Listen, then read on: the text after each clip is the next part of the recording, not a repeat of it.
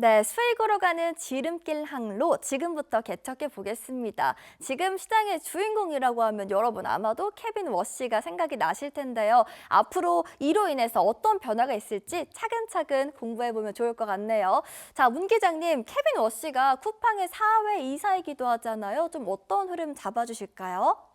네, 일단 케빈 허씨가 어떤 인물인지부터 좀 알고 가는 게 저는 맞다라고 생각을 하고요. 네. 여기가 보시면 이제 최근에 연준 의장들이 어떤 이제 성향을 가지신 분인지를 이렇게 그림으로 나오거든요. 이렇게 보시면 이제 그린스펀, 그다음에 벤 버냉키 의장, 그다음에 자넷 옐런, 파월 의장, 그리고 이게 이번에 지명되는 이제 케빈 허씨인데요. 여기서 파월 의장은 아니고요. 나머지 분들의 공통점이 있습니다.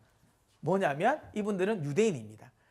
지금까지 계속 유대인이 지금 이제 이 패드의 의장이었거든요. 근데 파월 의장이 되면서 이게 깨졌어요. 근데 다시 유대인이 다시 이제 패드 의장이 됐다는 거죠. 저는 여기에 대해서는 조금 이제 우리가 고민을 해봐야 된다, 생각해봐야 된다라고 생각하는데 왜냐하면 왜 이번에 다시 흔히 말하는 유대인이 됐을까라는 건데요. 저는 그런 생각해요. 유대인이 어쨌든 이런 우리는 이 글로벌 금융시장에 만들어 놓은 가장 그들이 생각하는 가장 혜자적인 상품은 달러입니다. 근데 제 여기서 말하는 저는 달러가 뭐 강세다 약세다 이걸 말씀드리는 거 아니고요. 달러의 그러니까 패권 흔히 말하는 기축통화로서의 지위가 흔들렸던 적은 파월 의장 때였습니다.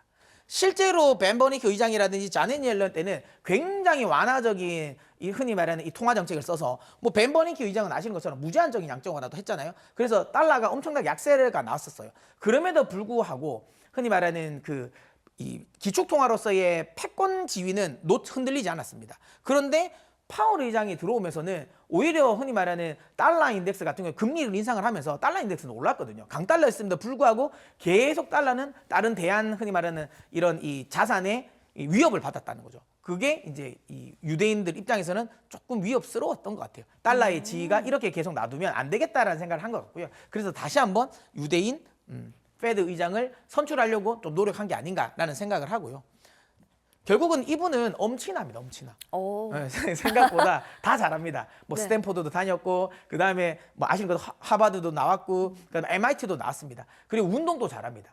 이분은 테니스도 이제 학창 시절 때 테니스도 했었는데 전국대회 1등도 하셨더라고요. 우와. 그러니까 다 잘합니다. 그리고 이분은 항상 따라다니는 게 최연소입니다. 아시는 것처럼 2006년 연준 이사로 지명이 됐는데 이때 당시 나이가 35살. 이거 아직도 안 깨집니다. 그러니까 최연소 지금 연준 이사거든요. 아직도 안 깨지고 있고요. 그다음에 이분 같은 경우는 모건 스탠리 M&A 이 부서에서 일을 했는데 이때도 6년 일했거든요. 6년 만에 전무가 됐습니다. 이때도 가장 빠르고 그리고 중요한 건 가장 최연소 전무였어요. 그만큼 일을 또 잘한다라고 보시면 되고요. 그다음에 2008년 리만 사태를 또 벤 버냉키 의장 옆에서 잘 보필을 했어요. 물론 뭐 통화 정책과 관련된 부분을 뭐 적극적으로 행하신 분은 아닌데, 그러니까 이 연준과 그다음에 이제 월스트리트와의 이런 가교 역할을 또 잘하신 분이다. 이렇게 보시면 되고요. 그다음에 이제 이분의 이제 이력이 이제 좀 시장에 빛을 발한 건 이거죠. 이분의 이제 와이프 분이 지금 이제 제인 로더라고 해서 우리 이화영 MC는 아실 거예요. 에스티 로더. 네, 에스티로더 화장품. 네. 네. 예, 여기 상속녀입니다. 예, 그러니까 로널드의 사위죠. 그러니까 로널드 로더의 사위고요. 로널드 로드의 상속 여라고 보시면 되고요. 이렇게 결혼했습니다. 엄친하네요. 네, 엄친하죠. 다 가지고 있었습니다. 네. 그래서 참고로 또 로널드 로더 같은 경우는 트럼프랑 굉장히 또 친분이 있습니다. 그래서 지금은 이제 트럼프와의 이런 이제 흔히 말하는 연준 이사가 이렇게 전 지명이 된다라고 보시면 되고요. 핵심은 뭐 이분은 이렇다라는 거고요. 그래서 이분은 어떤 식으로 연준을 변화시킬 거냐라는 부분인데요. 이게 시장에서 해석의 여지가 있는 것 같아요. 그러니까 이게 매파냐 아니냐는 건데요. 일단 저는 말씀드릴게요. 일단 기본적으로 이분은 매파는 맞습니다. 네. 근데 그가 생각하고 있는 연준의 변화가 시장이 부정적이냐? 저는 그렇진 않다고 봐요. 왜냐하면 지금까지는 연준 만능주의였거든요. 이게 무슨 말이냐면 시장이 조금만 어려우면 연준이 돈을 풀어서 이걸 해결해 줬단 말이에요. 그러다 보니까 실제로는 이 자금이, 그러니까 연준이 돈을 푸는 게 우리 가게나 기업에 직접적으로 영향을 주진 않아요. 결국은 월스트리트, 그러니까 월가에만 이 돈이 머무는 거지, 결국에는 우리 흔히 말하는 메인스트리트라고 하잖아요. 실물 경기에 직접적인 영향이 없다라는 거예요.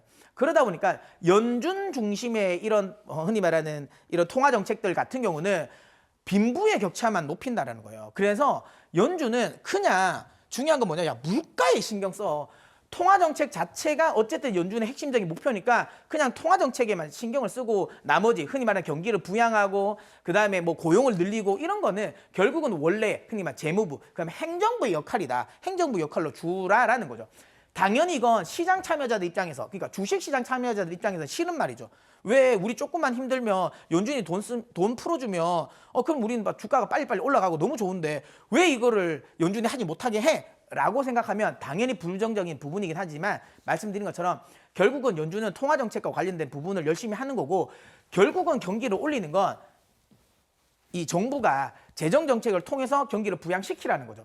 그러면 이건 오히려 더 흔히 말하는 이 알짜로 어찌 보면 이게 경기가 올라갈 수 있다라고 봅니다. 실제로 이제 월가에만 돈이 머무는 게 아니라 가게나 그다음에 이제 기업에게 돈이 지금 이제 쉽게 뿌려지기 때문에 어찌 보면 펀더멘탈을 더 튼튼하게 만들 수 있다는 거죠. 이게 단기적으로는 주식시장에 부정적일 수는 있지만 장기적으로 보면 오히려 주식시장의 변동성을 낮출 수 있기 때문에, 그러니까 유동성장이라는 건 주가가 올라가는 건 좋은데 실제로 보면 뭐 쟤는 왜 올라가?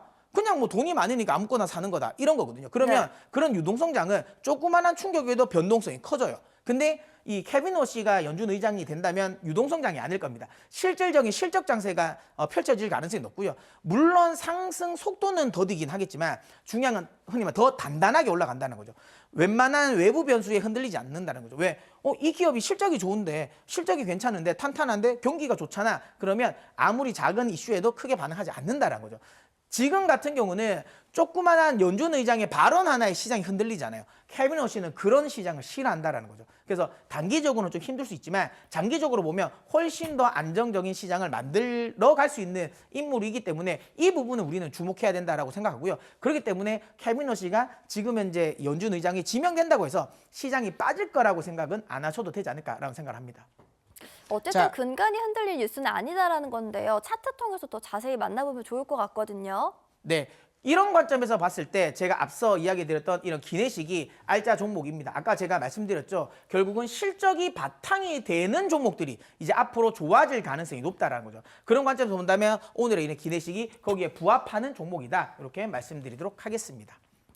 네, 이렇게 상승기류 기법의 창시자 문서진 기장이 오늘 특별한 선물을 준비를 했습니다. 한 걸음 더 나아가서 시장에서 매수의 기회로 활용 가능한 기업을 너무 간절히 원하셨죠. 그래서 주식 장인의 안목으로 여러분들께 종목 기내식을 준비를 했습니다. 단순히 눈에 띄는 기업이 아니고요. 저희 기법으로 특별히 선별한 종목인데요.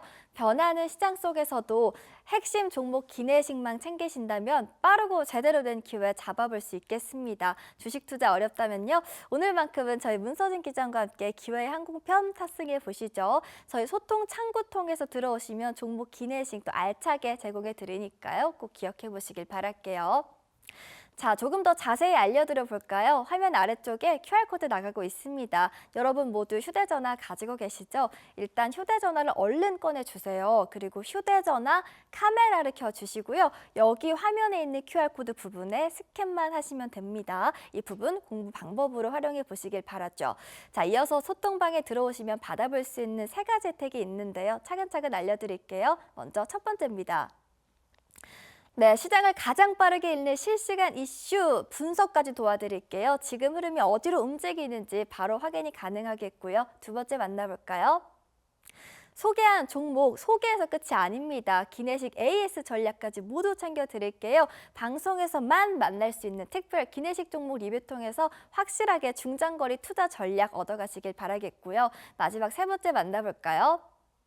주식이 처음이라도 걱정 없는 초보 투자 교육을 기초부터 실전까지 제공해 드리면서 여러분들을 진짜 투자자로 안내해 드리니까요. 활용해 보시면 좋을 것 같습니다. 자, 오늘도 이렇게 알찬 이야기 마무리 지었고요. 본 방송에서 제공하는 모든 정보는 투자 판단에 대한 조언일 뿐 해당 종목 가치의 상승 또는 하락 보장하지 않습니다. 또한 모든 투자의 최종 판단은 투자자의 몫인만큼 그 결과는 투자자 본인에게 귀속된다는 점 잊지 마시길 바랄게요. 자, 여러분 오늘은 어떠셨을까요? 저희와 함께라면 주식 여행도 걱정 없겠죠? 저희 오마이 주식은 매일 오후 1시 40분 그리고 매일 밤에도 12시에 탑승 가능하니까요. 시간 기억해 주시고 OBS 경인TV 채널 고정해 주시면 좋을 것 같습니다. 오늘도 시청해 주신 여러분 고맙습니다.